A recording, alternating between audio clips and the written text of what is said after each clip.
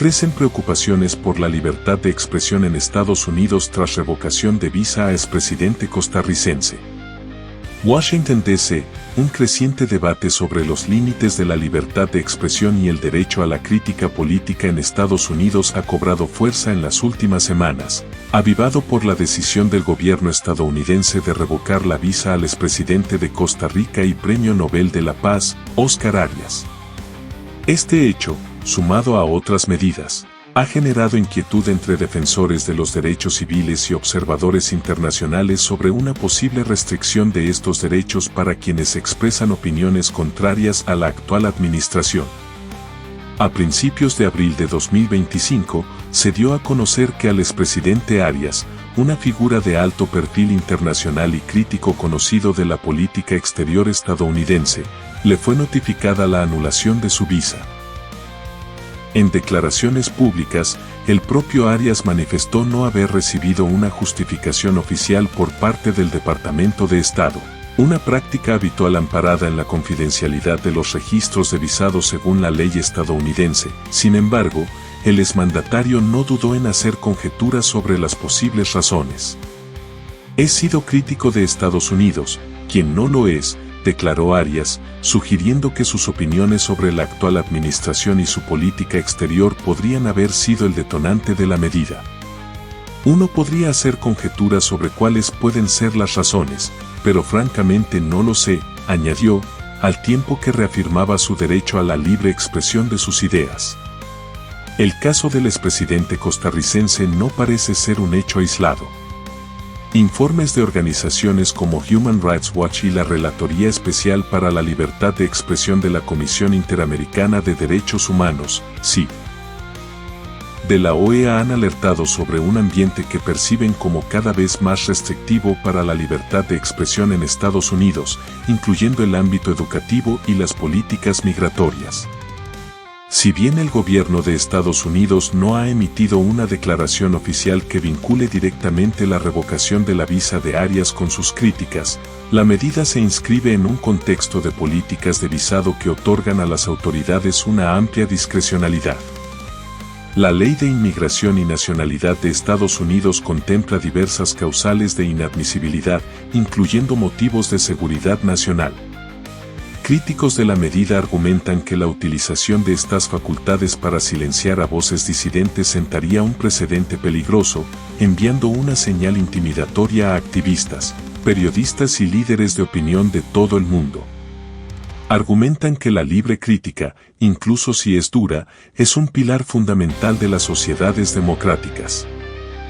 En una medida de repercusiones diplomáticas y políticas sin precedentes recientes, el gobierno de Estados Unidos anunció a mediados de julio la revocación de las visas de entrada al país para varios jueces del Supremo Tribunal Federal, STF, de Brasil, incluyendo al magistrado Alexandre de Moraes, quien lidera la investigación contra el expresidente Jair Bolsonaro por un presunto intento de golpe de Estado.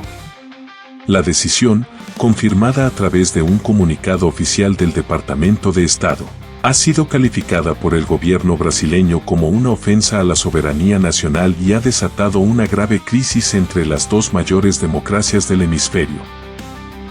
Vamos a ver la situación sin ánimo de fanatismo sino viendo los hechos reales, innegables, un presidente que se cree ser un escogido por la providencia, un mesías salvador de la nación y el mundo, que se cree ser un líder político y religioso al punto que en su propia cuenta de redes sociales publicó una foto suya vestido de papa. Pero ese es el mismo individuo que ha sido hallado culpable de delitos y otras treintena de casos penales, el mismo que era socio y visitante a la isla de Epstein. Está claro que es un individuo sin escrúpulos capaz de cualquier cosa con tal de que se cumpla su voluntad. Los Estados Unidos ha sido por muchos desde su fundación una nación de libertades, pero eso está cambiando, y debe de ser así para que se cumpla la profecía de Apocalipsis 13.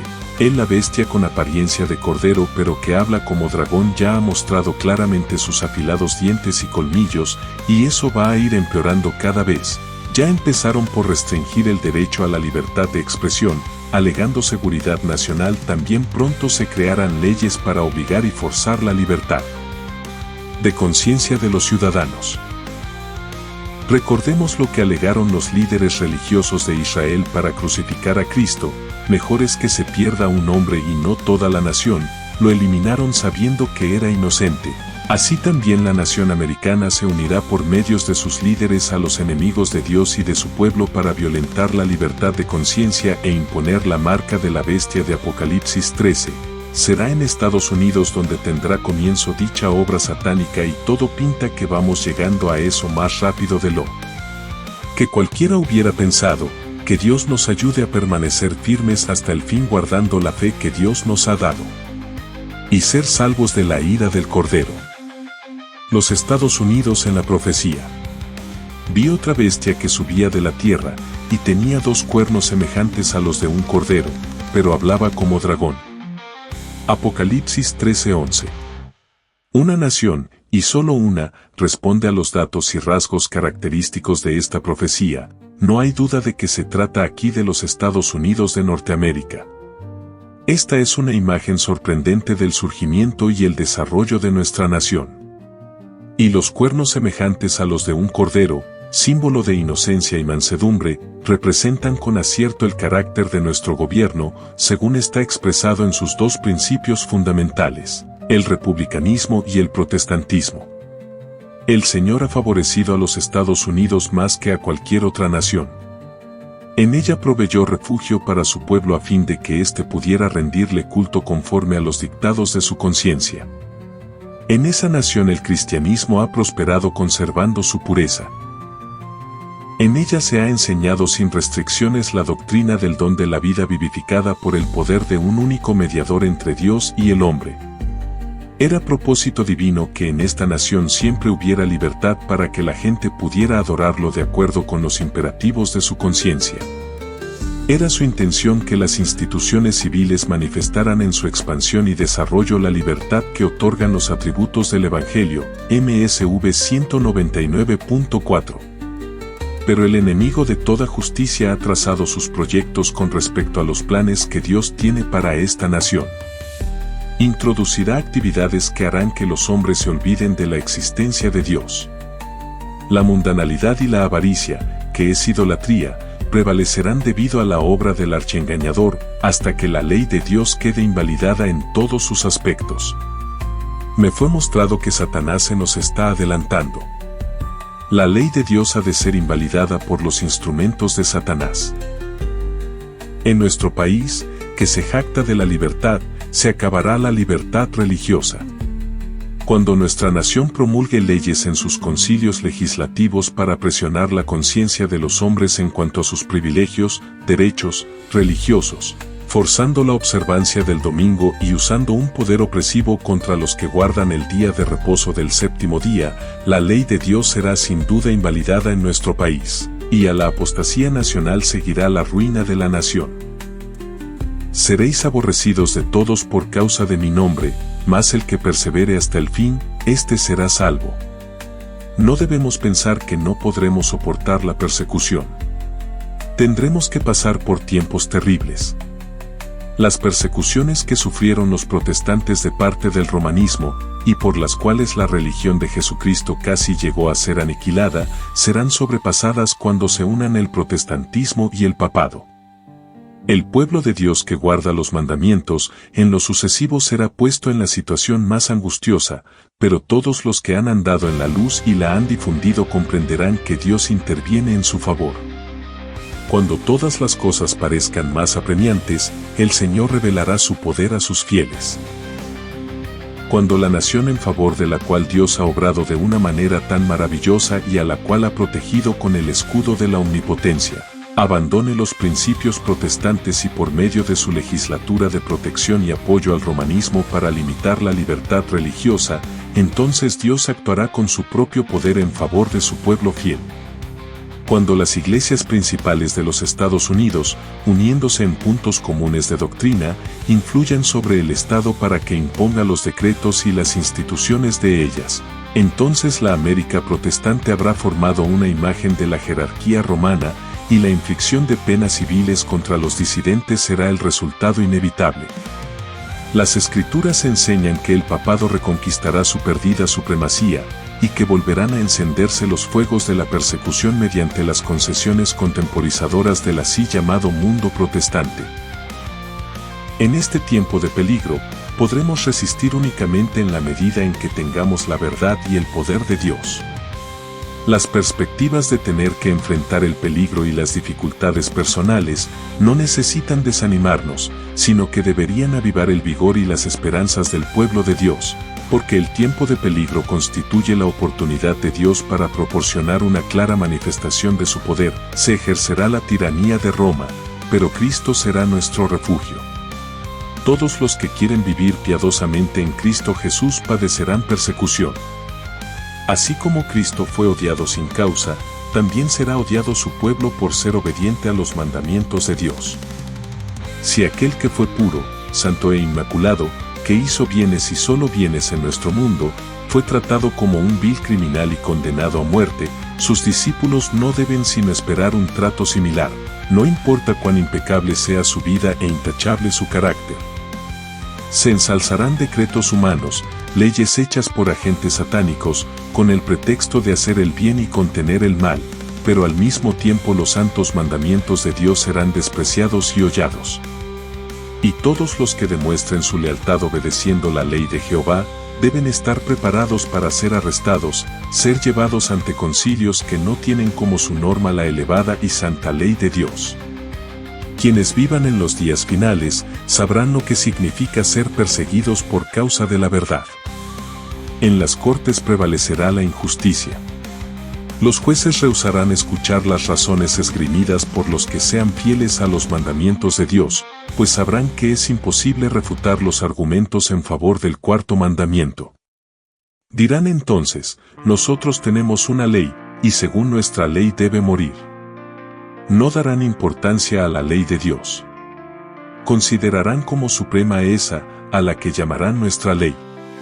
Los que respeten esa ley humana serán favorecidos.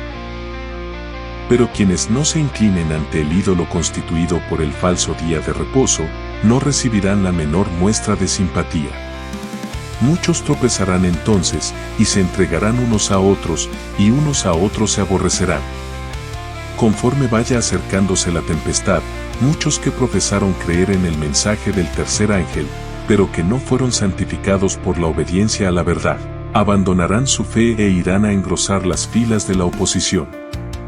Uniéndose con el mundo y participando de su espíritu, llegarán a ver las cosas casi bajo el mismo aspecto, así que cuando llegue la hora de prueba estarán preparados para situarse del lado más fácil y de mayor popularidad.